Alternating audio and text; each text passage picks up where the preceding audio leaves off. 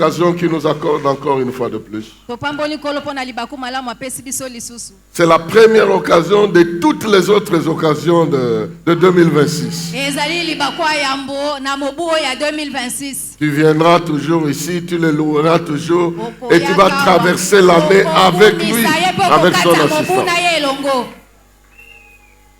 Alors cette année, nous parlons de « Ils l'ont vaincu à cause du sang de l'agneau et de la parole de leur témoignage ». C'est-à-dire que cette année, Dieu va démontrer notre victoire. Quelqu'un va se rendre compte qu'il est dans la victoire. Parce que les dispositions ont déjà été prises pour te maintenir dans la victoire. Il est écrit, il y a deux phrases qui m'ont interpellé cette année ici. La première, elle est là. Quand le diable a poursuivi la femme, on lui a donné deux ailes d'un grand aigle pour s'envoler. Mais le diable aussi peut s'envoler, non? Mais comment il ne pouvait pas le suivre? C'est-à-dire ces ailes-là étaient calculées à une dimension que le diable ne peut pas atteindre. Il y a une autre phrase, elle est là. Il a projeté tout un fleuve pour noyer la femme. Mais il a dit que la terre vint au secours de la femme, elle ouvrit sa bouche et absorba le fleuve. Tu dois comprendre que Dieu a déjà pris des dispositions. Qu'ils viennent dans l'air, qu'ils viennent sur la terre, qu'ils viennent où Dieu a déjà préparé. Il a préparé les mécanismes pour que toi tu puisses réussir. Alors j'ai fini le message de l'année, c'est ce message-là. Mais chaque dimanche, chaque premier dimanche, nous allons avoir une leçon en rapport avec ce thème ici. Pour que nous comprenions le fondement. Aujourd'hui, nous allons parler du fondement de notre victoire sur le sang. Par le sang de Jésus. En d'autres termes, comment le sang de Jésus constitue un fondement pour notre victoire. Et quand nous allons toujours penser au sang, que nous puissions aussi comprendre que dans ce sang-là, il y a notre victoire. Aujourd'hui, la lecture va commencer au chapitre 11, au chapitre 11 d'Apocalypse. Comme c'est le premier jour, nous allons lire tout le texte pour avoir l'idée du texte qui va nous concerner. Apocalypse chapitre 11 à partir du verset 15. À partir du verset 15, Apocalypse 11, verset 15. Et nous allons aller au chapitre 12 jusqu'au verset 17. Donc nous lirons toute cette péricope-là. En termes techniques, ce morceau de texte, on l'appelle la péricope. Donc aujourd'hui, notre péricope, c'est Apocalypse chapitre 11, verset 15 jusqu'au chapitre 12, verset 17. Alors, quelqu'un n'était pas là, tu vas lui demander quelle était la péricope de ce jour que vous avez lu. Il est écrit ceci. Le septième ange sonna de la trompette. Il eut dans le ciel de fortes voix qui disaient: le royaume du monde est remis à notre Seigneur et à son Christ, et il régnera au siècle des siècles. Et les 24 vieillards qui étaient assis devant Dieu sur leur trône se prosternèrent sur leur face et ils adorèrent Dieu en disant: nous te rendons grâce, Seigneur Dieu Tout-Puissant, qui est et qui était, de ce que tu as saisi ta grande puissance et as pris possession de ton règne. Les nations se sont irritées et la colère est venue et le temps est venu de juger les morts de récompenser tes serviteurs, les prophètes, les saints et ceux qui craignent ton nom, les petits et les grands, et de détruire ceux qui détruisent la terre. Et le temple de Dieu dans le ciel fut ouvert, et l'arche de son alliance apparut dans son temple, et il y eut des éclairs, des voix, des tonnerres, un tremblement de terre et une forte grêle. Un signe, chapitre 12, un grand signe parut dans le ciel, une femme enveloppée du soleil, la lune sous ses pieds et une couronne de 12 étoiles sur sa tête. Elle était enceinte et elle criait, étant en travail et dans les douleurs de l'enfantement. Un autre signe parut dans le ciel, encore dans le ciel, et voici, c'était un grand dragon rouge ayant 7 têtes et 10 cornes, et sur cette tête, 7 diadèmes. Sa queue entraînait le tiers des étoiles du ciel et les jetait par terre. Le dragon se tint devant la femme qui allait enfanter afin de dévorer son enfant lorsqu'elle aurait enfanté. Elle enfanta un fils qui doit paître toutes les nations avec une verge de fer. Et son fils fut enlevé vers Dieu et vers son trône. Et la femme s'enfuit dans le désert où elle avait un lieu préparé par Dieu afin qu'elle y fût nourrie pendant 1260 jours. Il y eut guerre dans le ciel. Michel et ses anges combattirent contre les dragons, et les dragons et ses anges combattirent. Mais ils ne furent pas les plus forts, et leur place ne fut plus trouvée dans le ciel. Il fut précipité les grands dragons, les serpents anciens, appelés le diable et Satan, celui qui séduit toute la terre. Il fut précipité sur la terre et ses anges furent précipités avec lui. Et j'ai entendu dans le ciel une voix forte qui disait, maintenant le salut est arrivé, et la puissance et le règne de notre Dieu et l'autorité de son Christ, car il a été précipité l'accusateur de nos frères, celui qui les accusait devant Dieu jour et nuit. Ils l'ont vaincu à cause du sang de l'agneau et à cause de la parole de leur témoignage, et ils n'ont pas aimé leur vie jusqu'à craindre la mort. C'est pourquoi, réjouissez-vous, cieux, et vous qui habitez dans les cieux. Malheur à la terre et à la mer, car le diable est descendu vers vous, animé d'une grande colère, sachant qu'il a peu de temps. Quand le dragon vit qu'il avait été précipité sur la terre, il poursuivit la femme qui avait enfanté l'enfant mâle. Et les 2 ailes du grand aigle furent données à la femme afin qu'elle s'envolât au désert vers son lieu où elle est nourrie un temps, 2 temps et la moitié d'un temps, loin de la face du serpent. Et de sa bouche, le serpent lança de l'eau comme un fleuve derrière la femme afin de l'entraîner par le fleuve. Et la terre secourut la femme, et la terre ouvrit sa bouche et engloutit le fleuve que le dragon avait lancé de sa bouche. Et le dragon fut irrité contre la femme, et il s'en alla faire la guerre au reste de sa postérité, à ceux qui gardent les commandements de Dieu et qui ont le témoignage de Jésus. Quelqu'un dit bien Amen. Est-ce que l'amen de quelqu'un peut être puissant ce matin?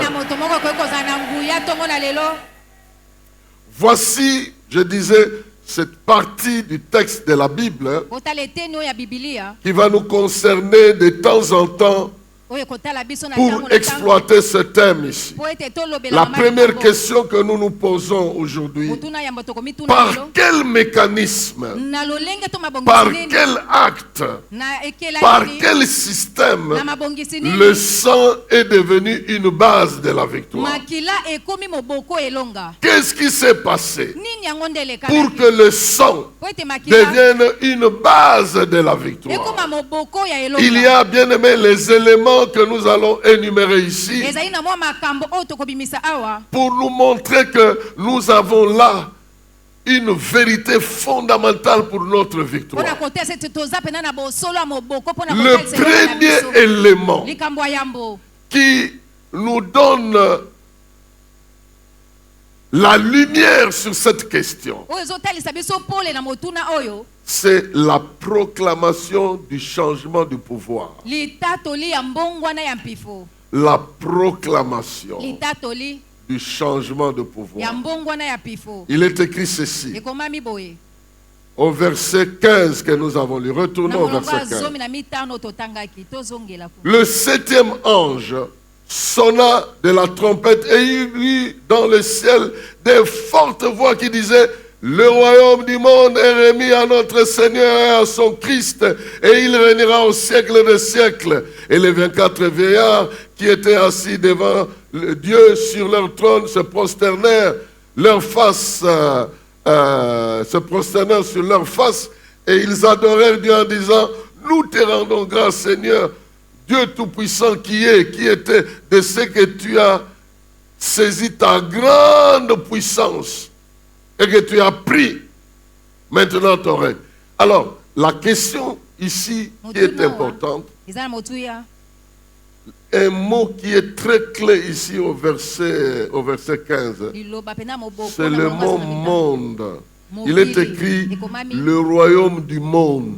Ce n'est pas le royaume de Dieu. Faites très attention ici. C'est le royaume du monde. Le royaume où Satan avait le monopole de contrôler. Ce n'est pas le royaume de Dieu. Dieu n'a jamais cédé son pouvoir à qui que ce soit pour récupérer. Non. Ce monde ici, dirigé par le diable, était sous son autorité. Quand vous regardez, nous allons un peu plus dans Matthieu. Nous allons dans Matthieu chapitre 4. Satan avait déclaré ça devant Jésus et Jésus n'a pas contredit ça. Matthieu chapitre 4, 8 à 11. Nous lisons rapidement. Nous sommes en train de meubler cet argument ici. Écoutez, le diable lui dit, le diable le transporta encore sur une montagne très élevée, lui montra tout le royaume du monde et leur gloire. Et la suite, et il lui dit: je te donnerai toutes ces choses si tu te prosternes et tu m'adores. Et qu'est-ce que Jésus lui dit? Jésus lui dit: retire-toi, Satan, car il est écrit, tu adoreras le Seigneur, ton Dieu, et tu le serviras lui seul. Quelqu'un peut dire Amen. Jésus n'en peut pas dire non, il ne t'appartient pas, il t'appartient. Mais moi, dans ce royaume que tu contrôles, j'adorerai l'Éternel. Je ne me soumettrai pas à toi. Mais à un moment donné, Jésus a commencé à proclamer que bientôt le prince de ce monde sera jeté dehors. C'est-à-dire celui qui contrôle ce système va être jeté dehors. Et là, nous pouvons aller dans Jean chapitre 12. Jean chapitre 12, verset 28. Allons d'abord dans Jean chapitre 12, verset 28 à 30. Nous allons aller jusqu'au verset 33. Jean chapitre 12, verset 28 à 33. Il y a une scène qui s'est passée ici. Jésus fait la prière. Pendant que Jésus pense à sa mort et à la souffrance qu'il va endurer, il fait la prière à son Père. Retournez la prière. Père, glorifie ton nom. Et une voix vint du ciel. Je l'ai glorifié et je le glorifierai encore. Maintenant, la foule qui était là et qui avait entendu disait: c'est un tonnerre. Et d'autres disaient: un ange lui a parlé. Ça, c'est le bruit qui vient du ciel. Là. Quand on ouvre le temple, il y a des bruits, il y a des cris, des tonnerres. Et Dieu permet qu'un des bruits de là soit entendu sur la terre. J'ouvre une parenthèse. Tu entendras le bruit du ciel. Je te dis bien, tu les entendras depuis le ciel. Et puis, qu'est-ce que Jésus dit? Jésus dit, ce n'est pas à cause de moi que cette voix s'est fait entendre. C'est à cause de vous. Pourquoi? Maintenant a lieu le jugement de ce monde. Maintenant, le prince de ce monde sera jeté dehors. Et la suite qui dit, et moi, quand j'aurai été élevé de la terre, j'attirerai tous les hommes à moi. Quelqu'un peut dire très bien, un très bon amen. Alors, nous nous arrêtons ici pour faire un constat. Le ciel a déclaré que maintenant le royaume du monde quitte le prince du monde et retourne chez Dieu et son oint. Maintenant, c'est son oint qui a ce pouvoir-là. Pas le pouvoir du ciel, le pouvoir de la terre, le pouvoir de ce royaume ici. Oh, quelqu'un doit savoir qu'on est doublement béni. On est dans le royaume de Dieu, mais il nous accorde le royaume, le pouvoir dans ce royaume ici. Est-ce que je peux te convaincre que ton pouvoir est plus que celui d'un chef coutumier?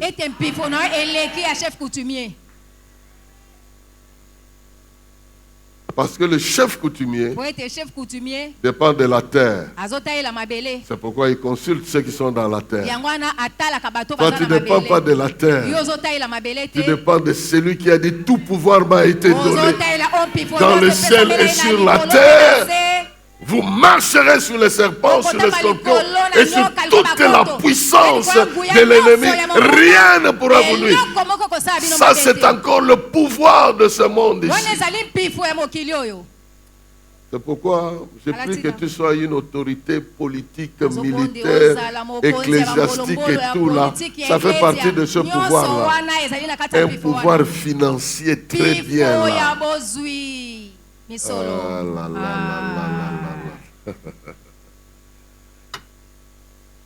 Notre ancêtre Adam avait perdu ça. Le diable l'a récupéré. Alors que Dieu lui a donné le pouvoir de tout dominer. Maintenant, il a commencé à prier même les animaux. Alors Dieu a récupéré ce pouvoir. Donc ça, c'est la première chose. Donc nous pouvons déclarer la première réponse que ce mécanisme de victoire repose sur la proclamation céleste de la réalité terrestre. Donc, le royaume est passé du prince du monde des ténèbres au prince de la vie. Et cela à cause de son sacrifice. Donc la victoire repose sur le sacrifice de Jésus, par lequel le royaume est passé du prince du monde des ténèbres au prince de lumière. Et cela a été proclamé.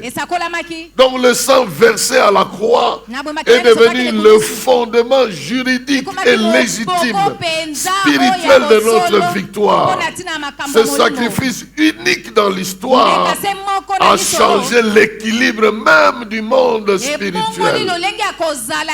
Tu peux militer pour le bien et tu vaincre le mal dans ce monde ici. Alors que le monde, la Bible reconnaît que le monde gémit sous la puissance du malin. Mais Dieu a récupéré ce pouvoir-là. Celui qui est en Christ peut résister au diable et il va fuir loin de lui parce qu'il est dans le camp de celui qui a récupéré le pouvoir. Et le diable est toujours en train de faire des manigances. Mais en réalité, le pouvoir a été transféré, récupéré. Ça, c'est la première proclamation. La proclamation du transfert de pouvoir. Deuxième scène. La deuxième scène est au niveau du verset 19. Au niveau du verset 19, le temple s'ouvre. La Bible dit, le verset 19, on peut le relire. Et le temple de Dieu dans le ciel fut ouvert. Et l'arche de son alliance apparut dans son temple. Il y a encore des éclairs, des voix, des tonnerres, un tremblement de terre et une forte grêle. Les gens qui sont attachés à la terre doivent savoir qu'il y a un tremblement de terre. Les esprits qu'ils consultent dans la terre sont victimes des tremblements de terre. Alors si vous allez les visiter alors qu'il y a eu tremblement de terre, les tombes sont déplaçables, les tombes sont vendables. Il y a des maisons maintenant sur certaines tombes. On a construit. Franchement, si vous avez un pouvoir coutumier traditionnel ici, ça ne vous suffit pas. Ça ne vous suffit pas. Il faut chercher le vrai pouvoir. Il est spirituel, il est céleste. Le temps d'invoquer les morts s'est dépassé. Et la puissance des morts est complètement dépassée. Ils ne pouvaient rien faire de leur vivant. Ils ne vont rien faire de leur mort. Je ne sais pas à qui je parle aujourd'hui, mais je suis en train de convaincre quelqu'un de ne jamais être effrayé ni impressionné de ce pouvoir-là. Maintenant, le temple est ouvert. La terre tremble. Le temple est ouvert. L'arche apparaît. Il y a des foudres, des tonnerres dans le ciel. Comme pour dire, c'est ça la vraie puissance. Elle est dans le temple. Et la vraie alliance est manifestée par l'arche de l'alliance. Maintenant, la terre est en train de trembler. Ça montre qu'il y a quelque chose qui se passe. Le pouvoir est transféré entre les mains du Christ. Et puis, qu'est-ce que le ciel va voir? Un film. Quand le temple s'ouvre, un film. Une femme enceinte. Papa pense, ce n'est pas les films de... Mais ils sont en train de suivre comme dans un film. Une femme enceinte, habillée de soleil, en train de chercher à mettre au monde. Comme un film. Et un dragon qui vient. En d'autres termes, les événements qui devaient se passer sur la terre sont simplifiés en images dans le ciel. Ah, je ne sais pas comment Dieu te voit, mais je sais qu'il te voit avec la lumière du Christ. Il y a cette scène dans le ciel, une femme qui doit accoucher et le dragon avec cette tête de diadème avec des cornes. Combien de cornes par tête? Avec cette tête, avec 10 cornes. Est-ce que c'est 70 cornes? Je ne sais pas. Mais vous regardez le dragon en train de chercher à dévorer l'enfant, à prendre l'enfant, à tuer l'enfant. Dieu est en train de dire que j'ai un plan. J'ai un plan issu du temple et de l'alliance.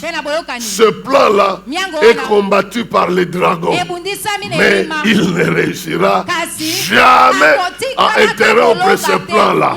S'il n'a pas réussi au niveau de Jésus, il ne réussira pas à ton niveau parce que toi tu es en Jésus et Jésus est en toi. Donc, l'enfant qui devait naître, c'est celui qui devait paître le monde entier. Je ne vais pas entrer dans les détails. Il y a des débats, des discussions. Ici, certains affirment que c'est l'image d'Israël, de qui physiquement devait venir Jésus-Christ dans ce monde ici. Bon, on laisse ce débat, mais c'est une femme qui veut mettre au monde un enfant. Le plan de Dieu doit s'accomplir malgré les dispositions de l'ennemi. Et c'est ici que j'insiste. Malgré les dispositions de l'ennemi, le plan de Dieu dans ta vie s'accomplira. S'accomplira effectivement. Je répète, au nom de Jésus, malgré les dispositions de l'adversaire, au niveau de ta santé, au niveau de tes relations, au niveau de tes avoirs, au niveau de tes projets, au niveau de ta promotion, il a pris des dispositions pour te bloquer. Et toi aussi tu es au courant, parce que tu rêves de foi. On t'étrangle, tu rêves de foi. Ça, c'est des dispositions du diable. Dieu ne l'empêche pas de prendre des dispositions, mais il lui donne l'occasion de contempler la délivrance. Alléluia, j'aime ce Dieu. J'aime la sagesse de ce Dieu, le pouvoir de ce Dieu. Et je te préviens, tu auras des rêves qui vont t'intimider. Tu auras des rêves qui vont t'enlever la paix. Mais ces rêves-là n'enlèveront en rien le plan de Dieu pour toi. Au lieu de rester devant ces rêves qui t'intimident, devant des prophéties qui t'intimident, devant des conseils qui t'intimident, devant des moqueurs, devant des jaloux, devant tous ces gens-là, au lieu de garder leur image, tu te tournes vers le trône, vers le temple qui est ouvert, vers le temple qui possède l'arche de l'alliance. C'est là que tu dois regarder. Tu regardes par la femme, tu regardes comment ce temple ouvert a déjà pris des dispositions pour que le projet qui vient du temple puisse nécessairement se passer sur la terre. Parce qu'en réalité, le pouvoir est déjà parti. Le pouvoir a déjà été transféré. Cet enfant qui naît a déjà le pouvoir sur lui. A déjà le pouvoir sur lui. Il est né comme un prince. Il va grandir comme un prince. Il va mourir comme un prince. Il va retourner comme un prince. Et effectivement, malgré les dispositions de Satan, l'enfant est né. On ne donne pas les détails. Il est né, mais il est parti au ciel après avoir réalisé sa mission sur la terre. Alléluia. Laisse le diable tranquille. Ignore-le. Concentre-toi sur le temple. Concentre-toi sur le ciel où les grandes décisions sont prises. Quand il déclare que le salut est arrivé, donc vous savez, le salut est arrivé. D'abord, la première chose, c'est que le pouvoir était passé du prince des ténèbres au prince de la vie et de lumière. Deuxièmement, le temple est ouvert. Pourquoi? Parce que le trône de Dieu est dans le temple. Le trône de Dieu est dans le temple. C'est pas ailleurs. C'est dans le temple. C'est là où il est adoré. C'est là où il se manifeste. La Bible dit, c'est Esaïe qui le dit, j'ai vu le Seigneur assis sur son trône et ses vêtements descendaient jusque dans le temple, au bas là. Il était dans le temple et il règne dans le temple. Et je suis en train de dire indirectement à quelqu'un, si toi tu es le temple du Saint-Esprit, c'est que le trône de Dieu est quelque part dans ton cœur. Dieu règne dans ton cœur.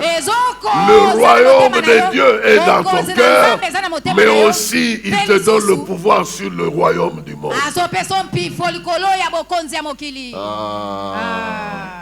Que Dieu bénisse quelqu'un ici.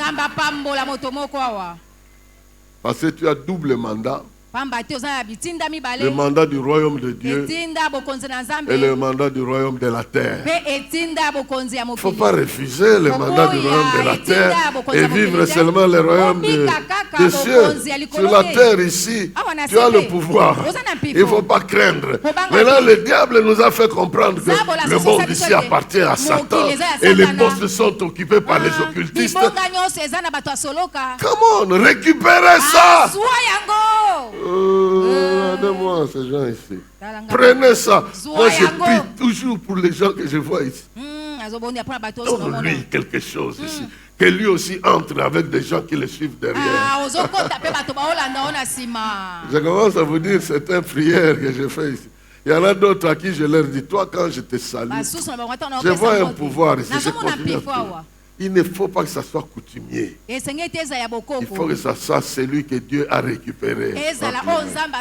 Mais toi aussi, tu dois être conscient de ça. Parce que quelqu'un nous a démotivés, nous les chrétiens. Oh non, le royaume de cette terre ici, il ne faut pas s'en occuper. Donc, nous sommes du ciel. Oui, mais nous avons aussi eu le pouvoir ici. Et nous devons l'exercer. Au nom de qui? Le temple est ouvert là-bas. Et parce que le temple est ouvert, la scène montre que le Messie devait venir, il devait naître et il devait monter. Maintenant, moi, je pose la question. Est-ce qu'il est venu? Oui, il est venu. Est-ce qu'il a marché sur la terre? Oui, il a marché. Est-ce qu'il est retourné? Oui, il est retourné. Est-ce qu'il a accompli tout ce qu'il devait accomplir? Oui, il a accompli. Est-ce que le diable était libre de tous ses mouvements? Oui, le diable était libre de tous ses mouvements. On ne l'avait pas arrêté. On n'a pas mis en résidence surveillée. Il était libre de ses mouvements. Et Jésus aussi est arrivé libre de ses mouvements. Il a réalisé le plan pendant que le diable était libre de ses mouvements. Et moi, je viens dire à quelqu'un, cette mission que Dieu t'a donnée, n'aie pas peur du diable qui est libre de ses mouvements. Il y a un Dieu, il y a un Dieu qui t'a donné le pouvoir. Toi aussi libre dans tes mouvements. Tu dois réaliser le plan de Dieu. Des fois, il ne faut même pas lier. Nous lions les diables. Laissez-les. Faites ce que Dieu va vous demander de faire et laissez le diable dans ce qu'il doit faire. Il va échouer. Des fois, on lui donne trop d'importance pour rien. On lui donne trop d'importance. Il a échoué. Il échouera toujours.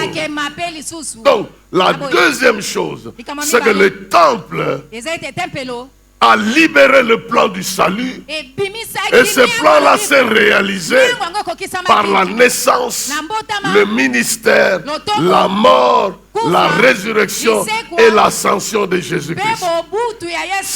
Et dans tout cela, nous ne voyons rien d'autre que le sang qui est resté. On ne va pas voir les actes, les guérisons que Jésus a fait.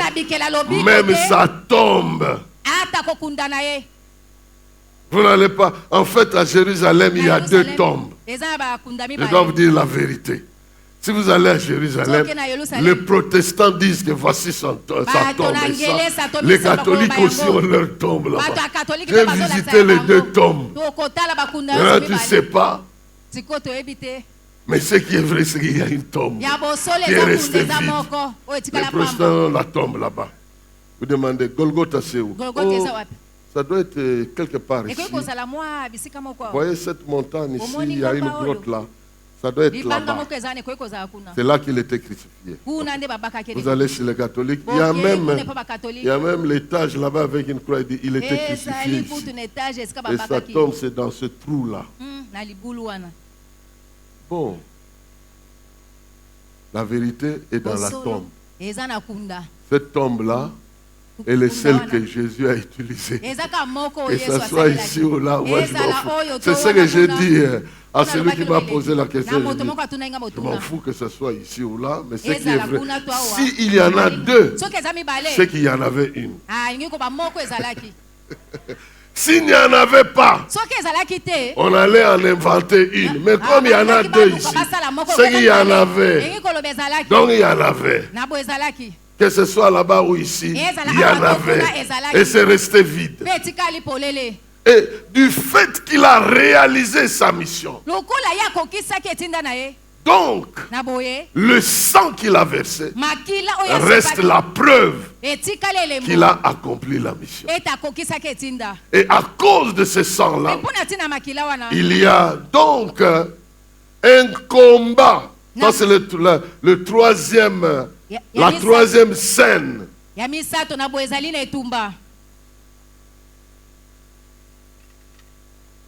Un combat qui s'est réalisé dans le ciel. On raconte ce combat-là. Maintenant, qu'est-ce que le combat vient faire? Le combat vient pour confirmer que tu as perdu le pouvoir et tu dois quitter la position que tu occupais. C'est au diable. Tu as perdu le pouvoir. Le pouvoir est transféré. Maintenant, il y a quelqu'un qui prend ce pouvoir-là. Le privilège qui t'était donné quand tu avais ce pouvoir-là, tu perds ça. La bataille s'engage entre Michael et le diable. Ici, cette bataille-là, c'est pour dire au diable, tu n'as plus de place ici. Tu dois quitter ça, c'est la place de la grâce. Tu avais la place de l'accusateur. Tu avais le droit d'accuser. Le diable, vraiment, il est méchant. D'un côté, il pousse. Il sait que le salaire du péché, c'est la mort. Il pousse l'homme à pécher. Et quand l'homme pêche, il l'accuse. Il se dit, regarde cet homme-là, il mérite la mort parce qu'il y a ceci, cela. Il dévance, il mérite la mort. Et il utilise la mort comme étant le verdict que Dieu ne peut pas refuser. Maintenant, il veut utiliser la mort pour éteindre le plan de Dieu. Il veut tuer la vie à la naissance. Mais il ne l'a pas tué. Donc la mort qu'il utilise sur les hommes n'a pas marché sur Jésus. Il a voulu le tuer à la naissance, il n'a pas pu. Il a voulu le tuer par la souffrance, il n'a pas pu. Jésus est mort de lui-même. C'est lui-même qui a accepté de mourir. Ce n'est pas le diable qui l'a tué. Non, il est mort de lui-même. Malgré toutes ces souffrances-là, il était toujours à la croix. C'est quand il a dit, Père, entre tes mains, je donne mon esprit, qu'il a décidé de mourir. Donc le diable, malgré le pouvoir de mort qu'il avait, il n'a pas pu l'exercer sur Jésus. Il a échoué de l'exercer sur Jésus. Et je dis bien qu'il échouera même sur les chrétiens. Maintenant, il a échoué parce que la mort ne nous dit plus rien. C'est pourquoi il est dit, ils l'ont vaincu à cause du sang de Jésus, à cause de leur témoignage. Je veux dire ce que le témoignage. Et puis ils n'ont plus peur de la mort. Ils savent que la mort, c'est Dieu qui décide pour que je traverse pour aller vivre ailleurs. Donc le diable, ce n'est pas toi qui vas me convaincre de ça. Il a perdu ce pouvoir-là dans ce combat. Il a été précipité. Il n'a plus sa place. Sa place est sous les pieds de quelqu'un qui marchera sur les serpents, sur les scorpions et sur toute la puissance de l'adversaire. Et maintenant, à cause du sang, c'est le sang qui a fait que le pouvoir soit transféré. C'est le sang qui a fait que le pouvoir soit établi sur la terre. Parce que Jésus a fait sa mission, il a réalisé la mission. C'est le sang qui a fait que Satan change de position, qu'il soit précipité sur la terre et qu'il cesse la mission d'accusateur. Donc le sang a détrôné le diable, lui a fait perdre son rôle d'accusateur pour devenir le tentateur. Parce que quelqu'un qui te tente sollicite ta volonté. Il sollicite ta volonté. Voilà, si tu refuses, il ne saura rien. Donc il n'a aucun pouvoir. Le seul lieu où il réussit, de temps en temps, c'est de nous accuser à notre conscience. Parce qu'au ciel, il ne peut plus aller. Il nous accuse dans notre conscience. Tu vois, tu as fait ça. C'est fini pour toi. Tu as fait ça, donc tu n'es plus propre pour quoi que ce soit. Mais un chrétien va dire... Il est écrit, nous ne devons pas pécher. Mais si nous arrive de pécher, il y a un avocat auprès du Père. Il s'appelle Jésus-Christ. Si nous disons que nous n'avons pas péché, nous faisons de Dieu menteur. Même Dieu lui-même sait que de temps en temps, il peut nous arriver. Et si ça nous arrive, le sang de Jésus nous purifie de tout mal et de tout péché. C'est le sang de Jésus.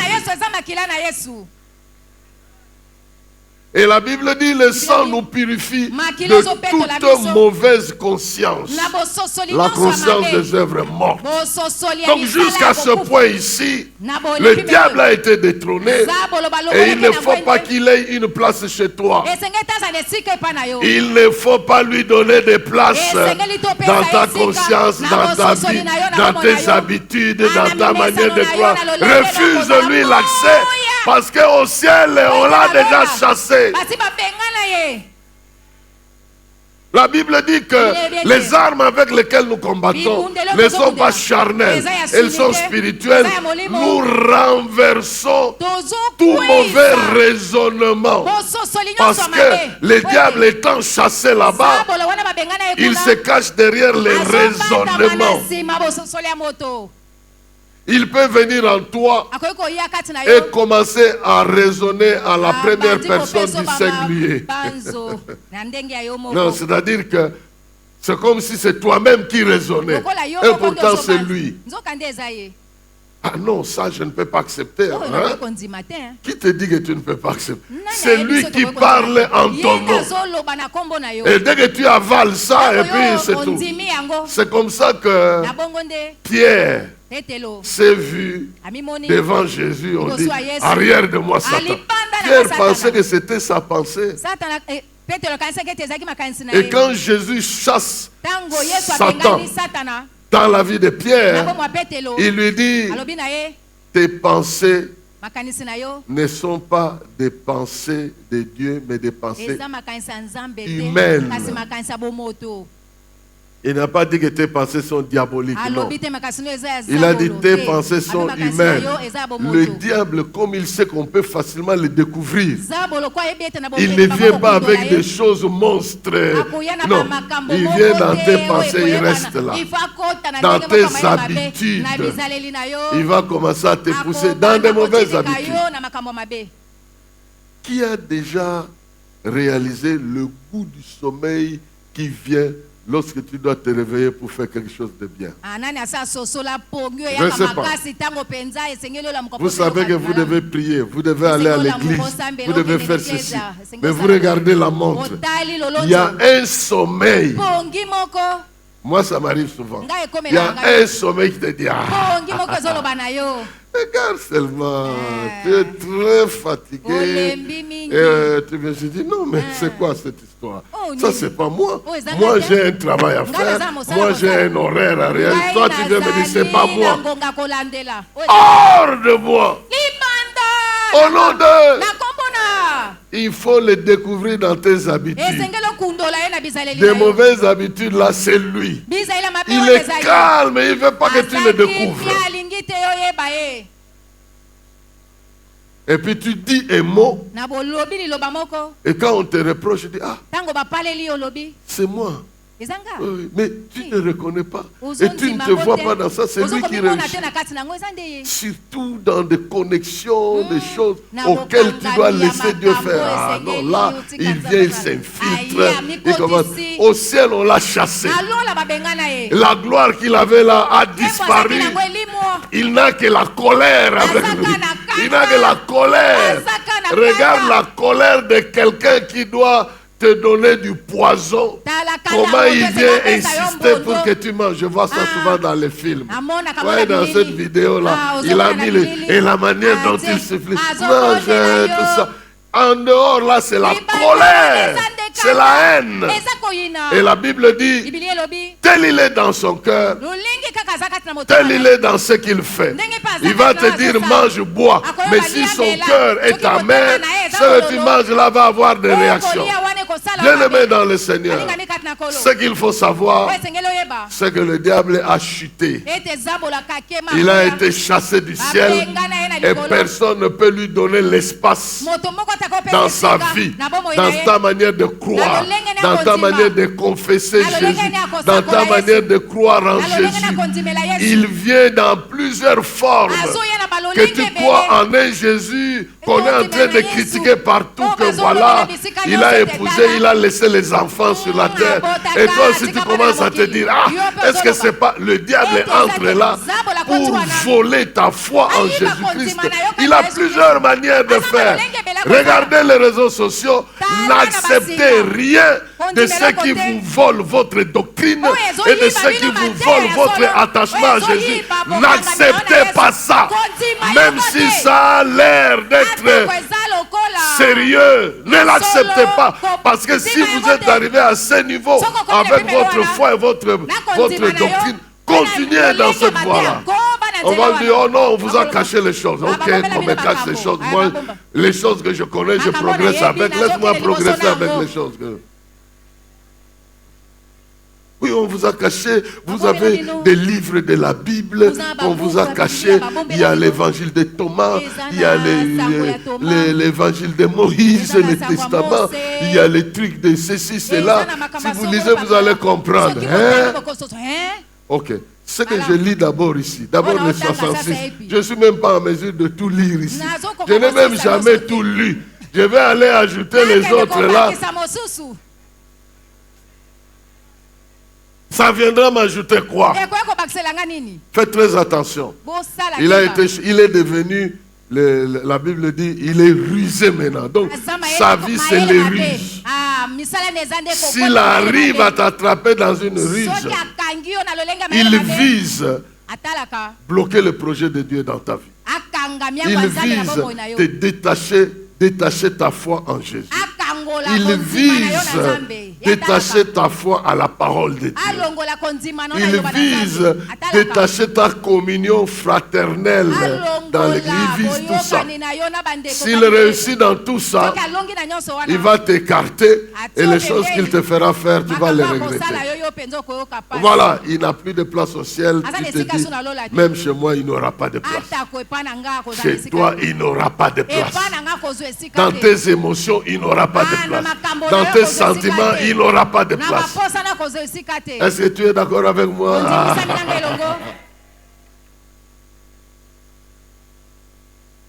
Quatrième tableau et le dernier.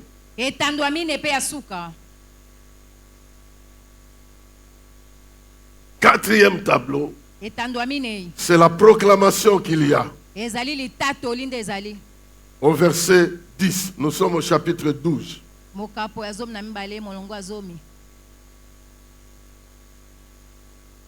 Chapitre 12, verset 10. Comme le diable a été projeté, chassé, parce qu'il n'a plus de place dans le ciel, écoutez la proclamation du ciel. Et j'entendis plutôt dans le ciel une voix forte qui disait, maintenant le salut est arrivé. Non seulement le salut, la puissance est arrivée. Non seulement la puissance, le règne de notre Dieu. Non seulement le règne de notre Dieu, l'autorité de son Christ. Car il a été précipité. Qui? L'accusateur de nos frères. C'est lui qui les accusait devant notre Dieu jour et nuit. Il a été précipité. Maintenant, retenez ces 4 choses qui viennent avec le salut. Parce que je suis sauvé, j'ai le salut, j'ai droit à la puissance.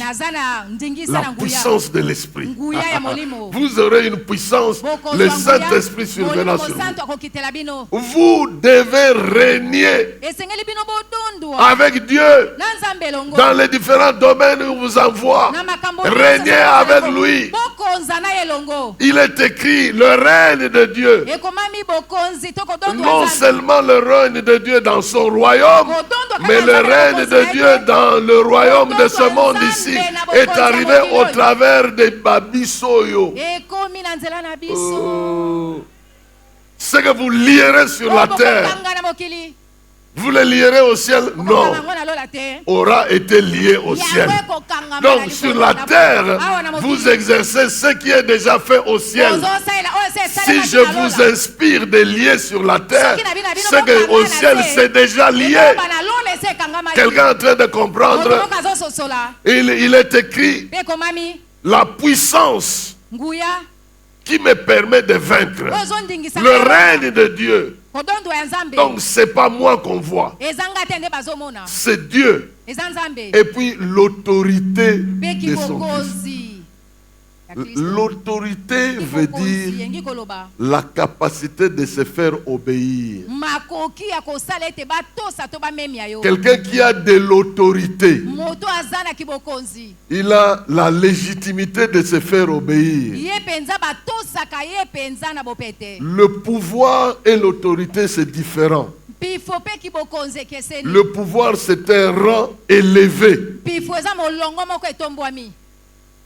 Mais l'autorité, c'est une délégation du pouvoir, la capacité. Le policier de roulage a l'autorité de te faire arrêter. Quand il met sa main comme ça, si tu es sérieux, tu es censé de t'arrêter devant lui. Parce qu'il n'est pas chef. Il n'a pas un pouvoir très élevé. Mais il a l'autorité de circulation. Il a la capacité de se faire obéir pour qu'il y ait de l'ordre. Donc il a au-dessus de lui les gens qui exercent le pouvoir, mais ils lui ont donné cette autorité-là. Jésus, il mélange tout. Il a le pouvoir dans le ciel, sur la terre et sous la terre. Et il a de l'autorité dans le ciel, sur la terre et sous la terre. Au ciel, il peut se faire obéir par les anges. Sur la terre, tout genou doit fléchir et toute langue doit confesser que c'est lui le Seigneur, l'Adonai, le propriétaire de toutes choses. Donc, il y a l'autorité de Christ. Tout cela, ça nous appartient. C'est à notre disposition. Le salut nous est arrivé. La puissance de Dieu est à notre disposition. Le règne de Dieu est avec nous. Et l'autorité de Christ est en nous. C'est pourquoi il a dit, vous chasserez les démons. Les démons est censé t'obéir à cause de l'autorité de Christ que tu révères.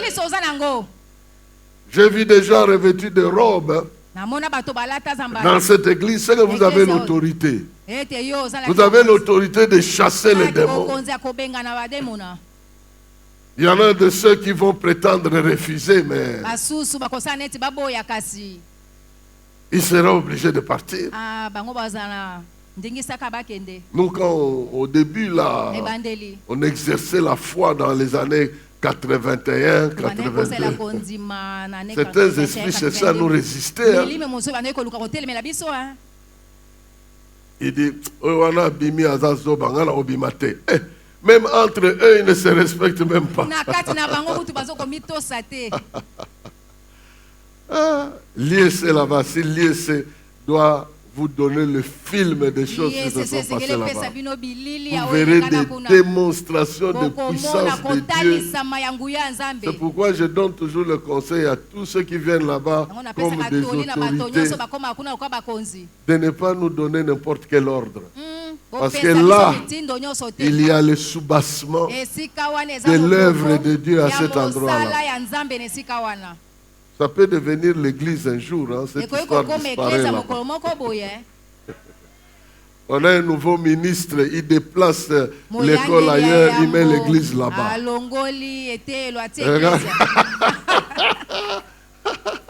Vous ne savez pas des choses qui peuvent se passer. Hein?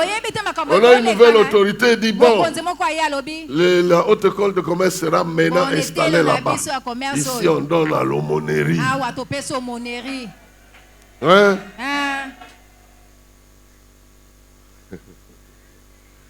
Donc le home devient là où les étudiants viennent rester et avec un temple, il n'y a rien d'autre que ça. Bon, je ne vous dis pas que ça deviendra comme ça, mais ça peut devenir. Hein? Cette histoire peut arriver comme ça. Hein? Je ne vous inspire pas à prier, hein, mais s'il continue à nous résister, on risque de récupérer l'affaire autrement. Maintenant, vous avez le salut. Vous êtes sauvés. Et la Bible dit, crois au Seigneur, tu seras sauvé, toi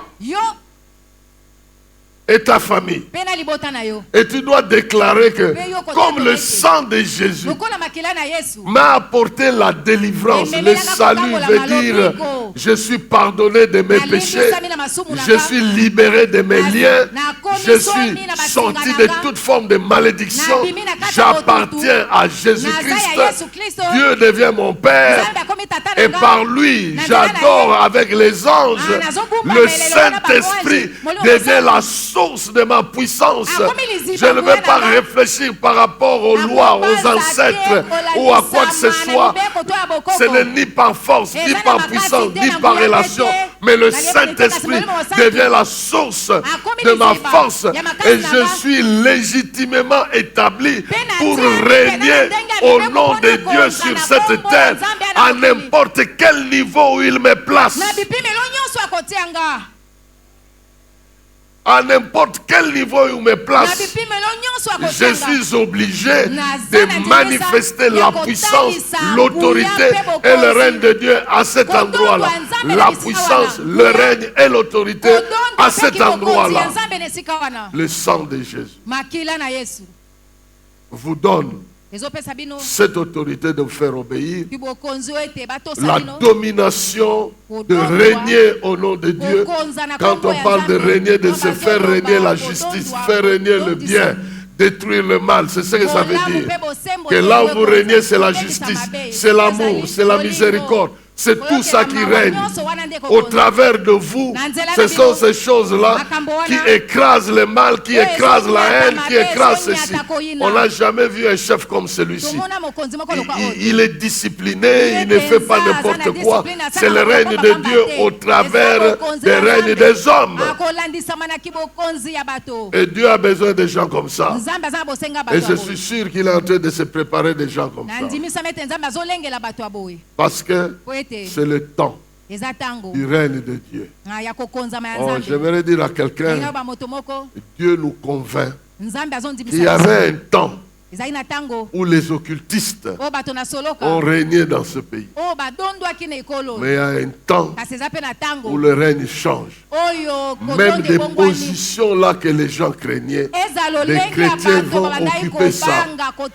Ils vont occuper ça.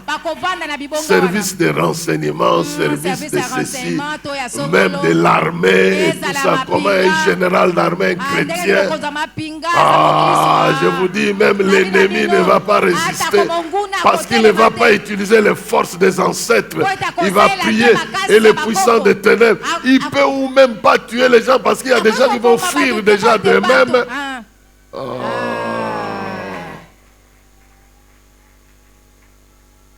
Et il en sera ainsi.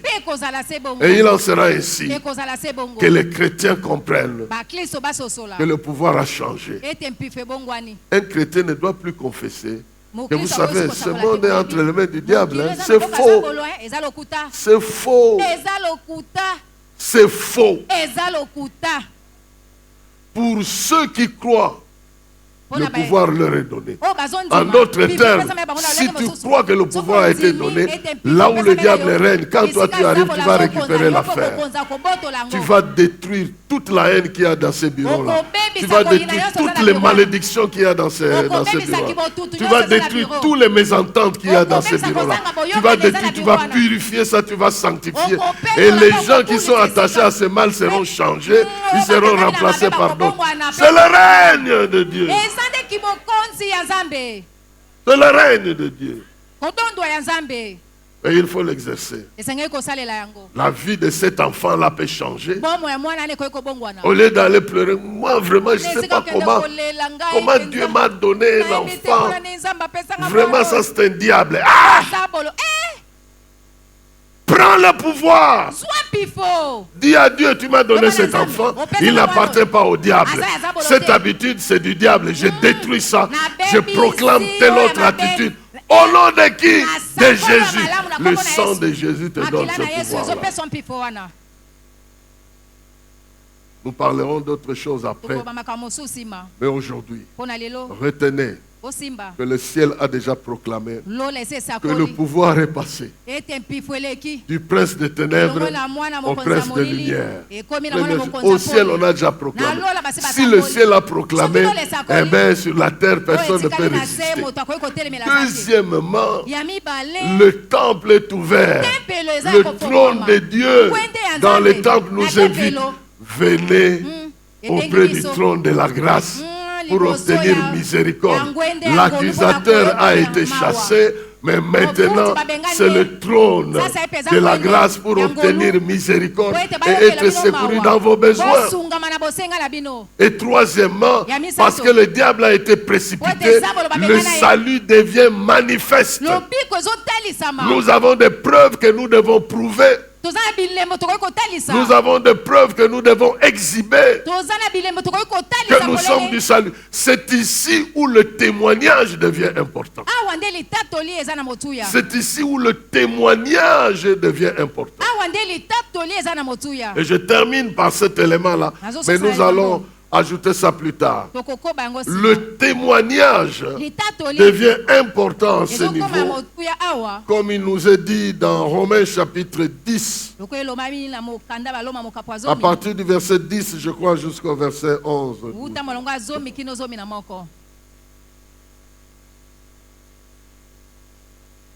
Romains chapitre 10.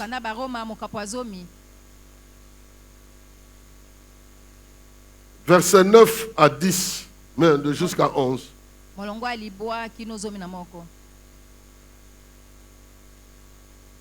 Bon, vas-y un peu au verset 8.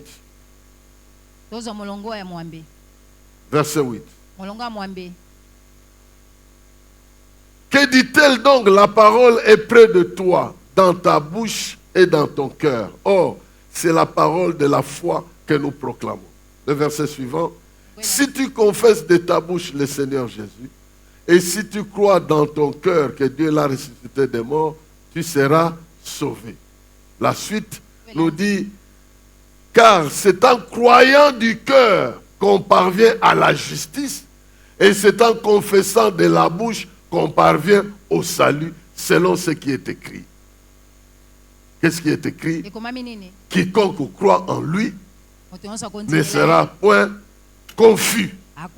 Amen. Je crois en ce que la parole de Dieu me dit et je confesse, je proclame cela, j'atteins le salut, c'est-à-dire la manifestation de la puissance de Dieu, de l'autorité de Christ et du règne de Dieu. J'atteins ce niveau-là par le témoignage, par la proclamation de ma foi. Quand tu es malade, tu prends un produit. Tu cherches le produit. Quand tu as trouvé le produit, tu le prends. Quand tu as un problème, tu vois le sang de Jésus.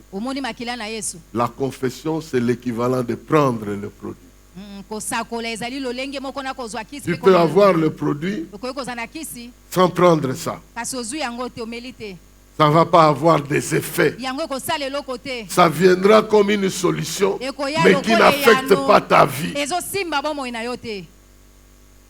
J'ai assisté à la mort d'un papa. Ses petits-enfants ont commencé à raconter. Aller sous les lits de pépé. Il y a tous les médicaments que vous lui donnez. Donc quand vous amenez les médicaments chez pépé, les petits-enfants étaient là. Il est là. Chut, il ne faut pas raconter. Hein. Je ne vais pas boire ça. Ouais. Maintenant, quand il est mort, les petits-enfants commençaient à raconter. Pépé ne prenait pas le médicament. On est allé sous les lits. Tous les produits. Il se disait, je n'ai pas envie de vivre par ces produits-ci. Je préfère aller me reposer. Toutes ces histoires. Pépé était en train de cacher ça. Est-ce qu'il y a un pépé ici? Tu vas commencer à cacher les produits. Le sang de Jésus, on ne le cache pas comme ça. On le confesse. On croit, on le déclare. Et on sait qu'à cause de ça, la victoire est certaine. Que Dieu bénisse sa parole.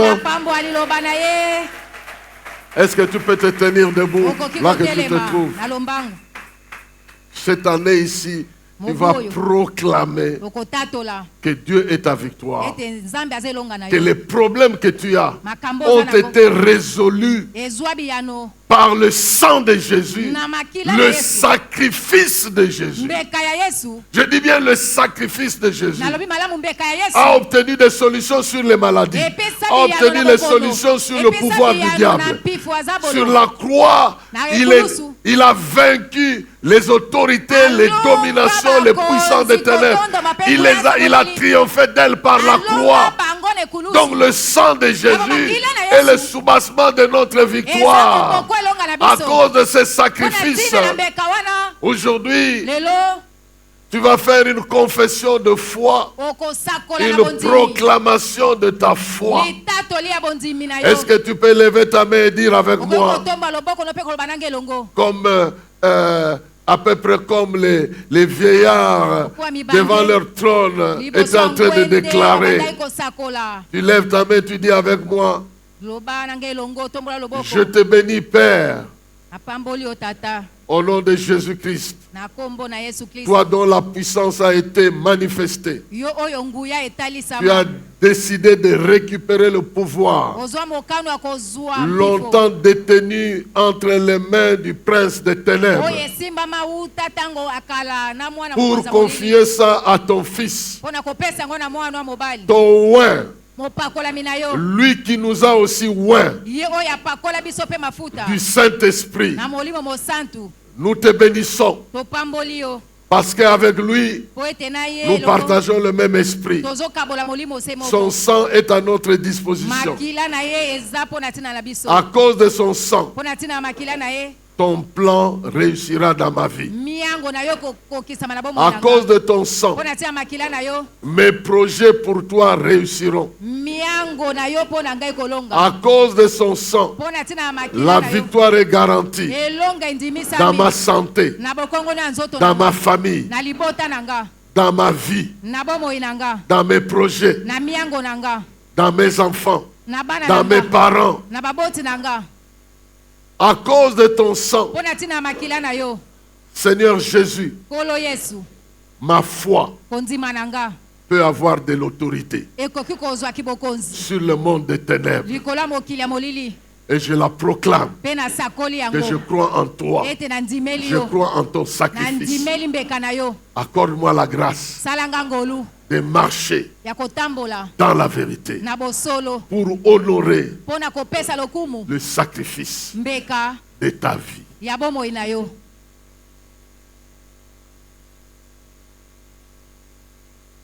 Quelque chose t'arrive maintenant que tu le dis. Le Saint-Esprit, il ne traîne pas là où on confesse le sang. Il ne traîne pas de briller là où on fait confiance au sang. Il viendra authentifier ta confession. Il viendra fortifier ta foi afin que tu grandisses dans le règne, dans l'autorité et dans la puissance qui caractérise ton salut. En Jésus-Christ. Amen. Amen.